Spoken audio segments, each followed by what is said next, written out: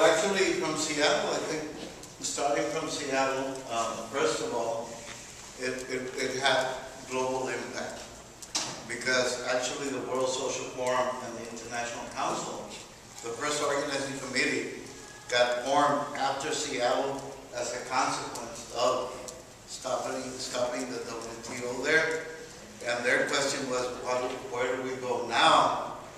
Because they wanted to go and actually do an action in front of the Economic Forum in Davos, Switzerland, and then they decided, no, why are we going to go and do the same thing? Let's create an alternative to the Davos Economic Forum of the big countries, the G8, and that's how the first social forum got organized in Porto Alegre, Brazil, and it was organized in Porto Alegre because the Partido de los Trabajadores controlled the city government and the state government, and they supported financially so that that would actually happen.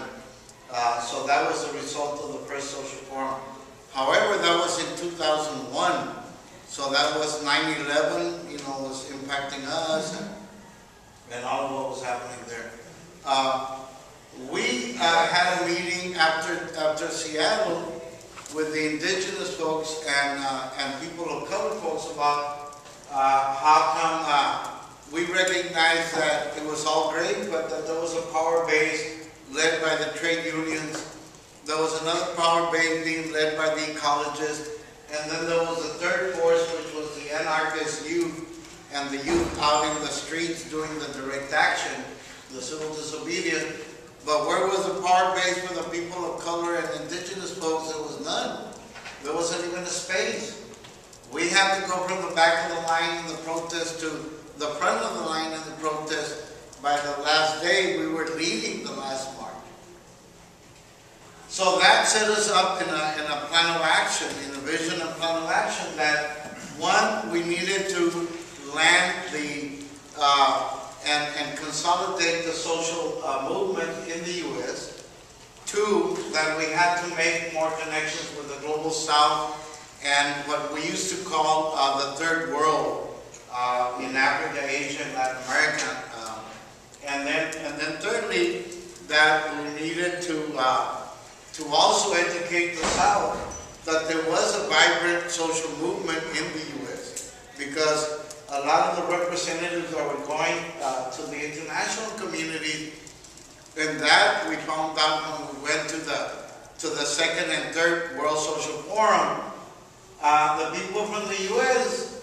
were all white that were there, and it wasn't a sin to be white. It was that they were strictly NGOs, non-governmental organizations, that did research in their offices, and that's it. So they knew about the social forum. We never knew about it because not all of us had computers, not everybody had internet at that time. Even in 99.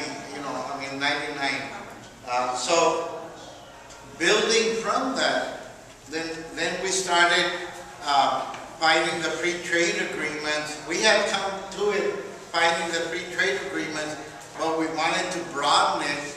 And so out of that 99 Seattle, then the movement started broadening in terms of how do we network with different social movements in the U.S.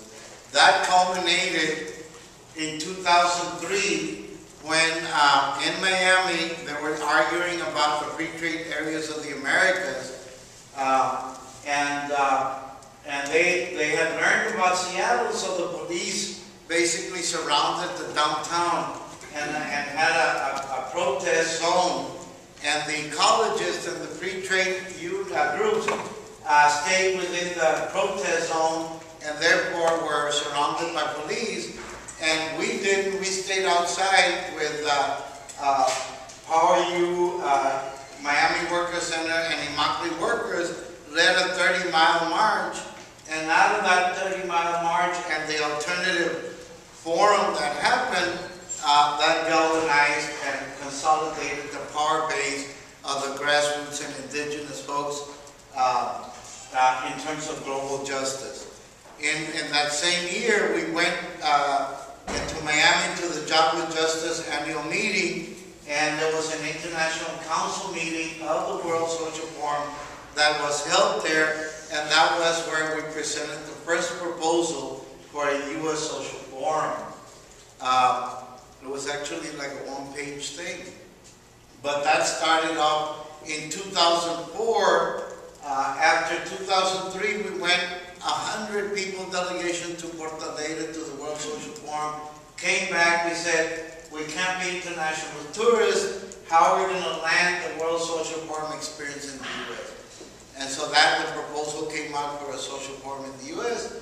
And then the consolidation of the grassroots, the root cause march it was called. So we called it that root cause formation. And then in 2004 in April in D.C., we held the first consultation with about 45 organizations to whether they had the political will to organize a U.S. social forum. The basic question there was overcoming this thing that, no, you can't organize that in the U.S., this is the empire, right? Like, what do you think you are so you can organize? And so we didn't believe that we could, or a lot of people didn't believe it. So to make this story short, we went ahead with it, and yet, even the idea was up there and everything, but nobody yet had the knowledge or the experience how to land it on the ground until Project South took it on and made it happen at the Saudi Social Forum as a prototype, and then we perfected it at the Border Social Forum. We had a first people assembly, social movements assembly there, coming from the experience from the World Social Forum, because they said, well, what's the use of having all this debate and deliberation if there's no action? So we needed a place for action, and that's where the Social Forum Assembly came out of. And so we've taken that and taken it to the next level in the first Social Forum and then in the second Social Forum. And then there was a big experience in Dakar with the Social Movements Assemblies that they were talking about or we clicked on from that. But all of that process has been like one big run. It hasn't been broken up in any way. And in the process, we built a social movement in the U.S.